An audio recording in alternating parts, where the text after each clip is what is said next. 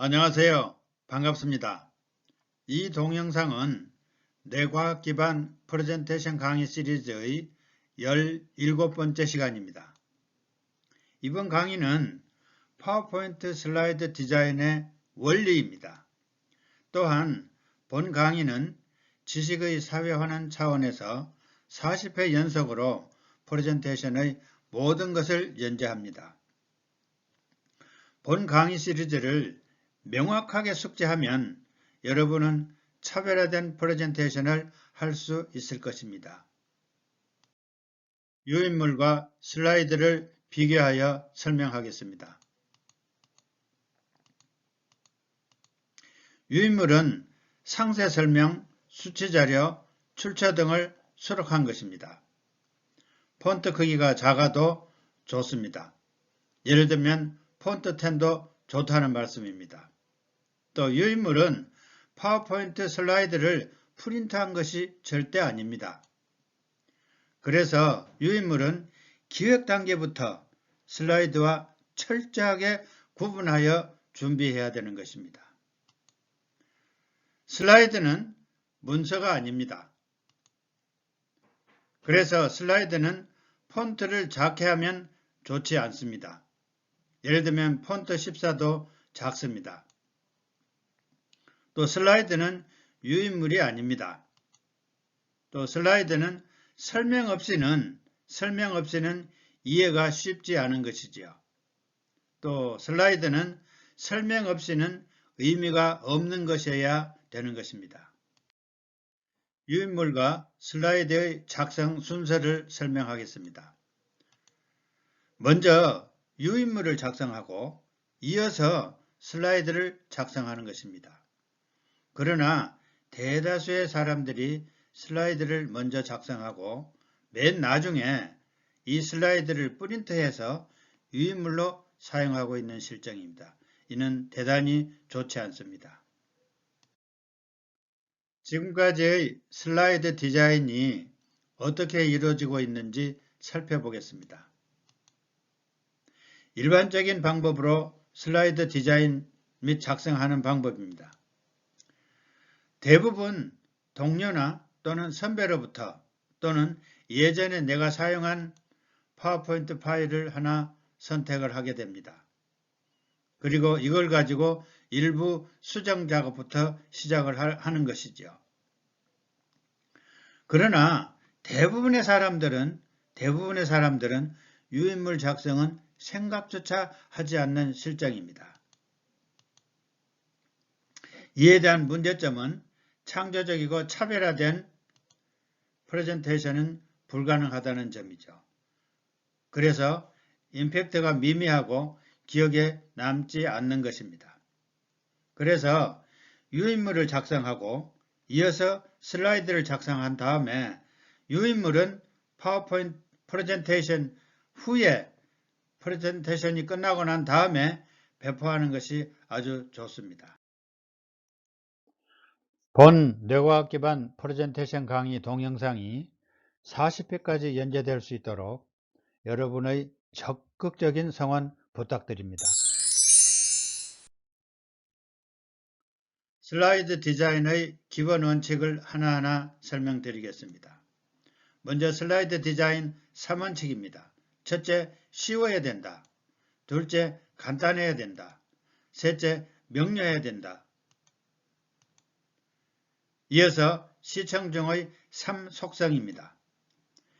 쉬워야 된다고 관련된 시청 중의 속성은 조금 더 어려운 것을 싫어한다는 점이죠. 둘째, 간단함에 대응되는 시청 중의 속성은 복잡한 것을 싫어하는 것입니다.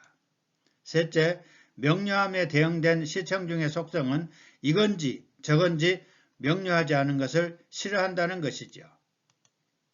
그래서 디자인 단계에서 시청 중 관련 고려사항입니다. 참석할 시청 중의 지식 수준을 파악해야 됩니다. 그래서 군중 지식은 개인 지식보다 훨씬 낮다는 사실입니다. 이어서 단순함에 대해서 설명드리겠습니다.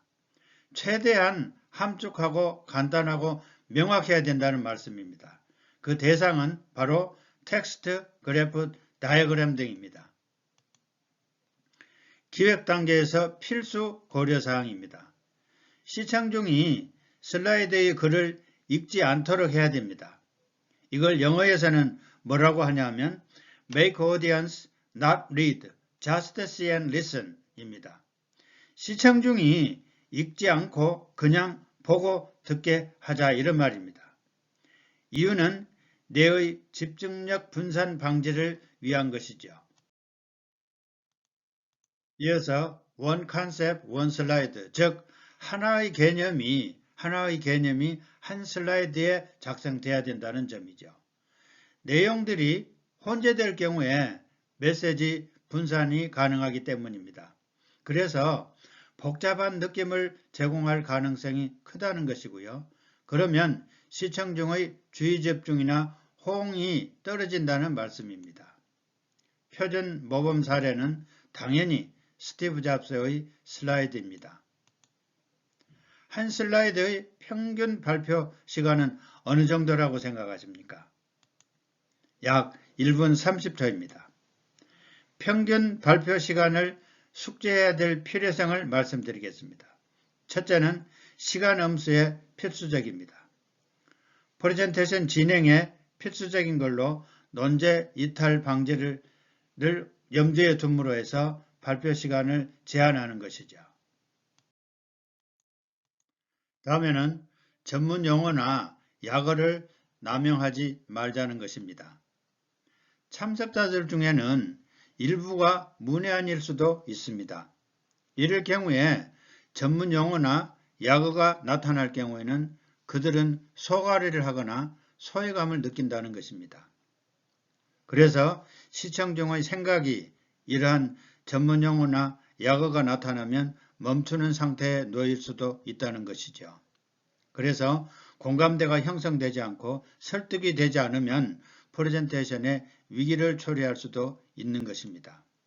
그래서 참석자들의 전공 지식 수준을 반드시 기획 단계에서 고려해야 된다는 것입니다. 슬라이드를 꽉 채우지 말자는 것입니다. 그래서 슬라이드의 75%를 채우고 25%를 여백으로 남겨주자는 것이죠. 이렇게 하면 심리적으로 안정감이 있고 해득력이 훨씬 높아진다는 것이죠. 그래서 슬라이드 디자인의 기본 원칙이 있죠. 간단함, 명료함에도 부합된다는 말씀입니다. 그리고 풀 슬라이드를 쓰면 이 자체가 물자 전략이 아니죠. 이는 단순한 시각 공예가 될 수도 있기 때문입니다. 다음에는 슬라이드에는 완전한 문장을 쓰지 말자는 것입니다. 그래서 마침표, 피리어드를 사용하지 말자는 것이죠.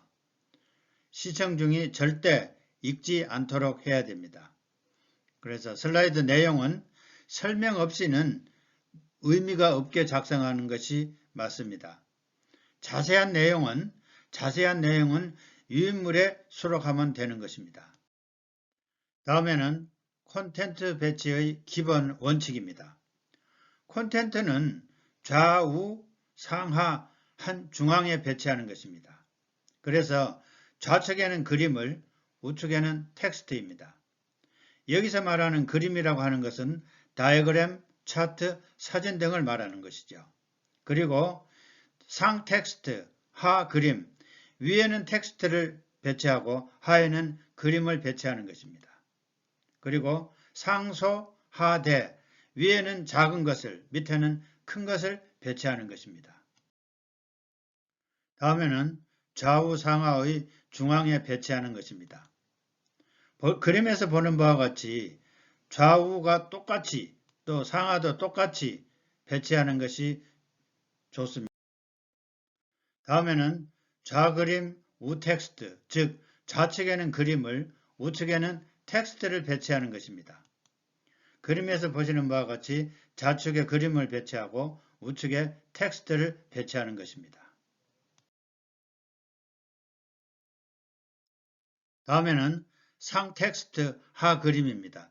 위쪽에는 텍스트를 배치하고 아래쪽에는 그림을 배치하는 것입니다. 그림에서 보는 바와 같이 위쪽에는 텍스트를 배치했습니다.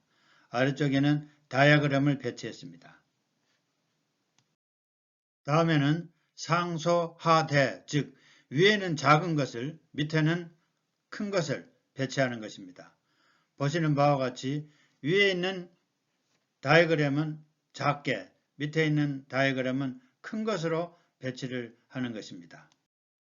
다음 강의는 뇌과학 기반 프레젠테이션 강의 시리즈 18번째 시간으로 차별화된 슬라이드를 위한 뇌의 사전 주의집중적 처리입니다. 여러분의 많은 시청 부탁드립니다. 대단히 감사합니다.